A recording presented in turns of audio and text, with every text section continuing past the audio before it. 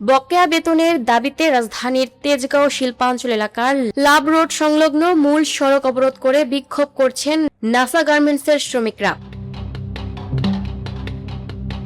মঙ্গলবার 16 জুন সকাল 10:15টার দিকে এই পোশাক শ্রমিকেরা প্রধান সড়কে অবস্থান নিয়ে বিক্ষোভ শুরু করেন। শ্রমিকদের আকস্মিক এই অবরোধের কারণে সংশ্লিষ্ট সড়কে সব ধরনের যান চলাচল পুরোপুরি বন্ধ হয়ে গেছে। তেজগাঁও শিল্পাঞ্চল থানা পুলিশ ও প্রত্যক্ষদর্শীরা জানান, বকেয়া বেতনের দাবিতে নাসা গার্মেন্টসের শ্রমিকেরা লাভ রোড সংলগ্ন প্রধান সড়কে নেমে আসেন। তারা সড়কের উপর বসে পড়ে বিক্ষোভ প্রদর্শন করতে থাকেন। এর ফলে তীব্র যানজটের সৃষ্টি হয়েছে এবং আশপাশের সড়কগুলোতেও স্থবিরতা ছড়িয়ে পড়েছে।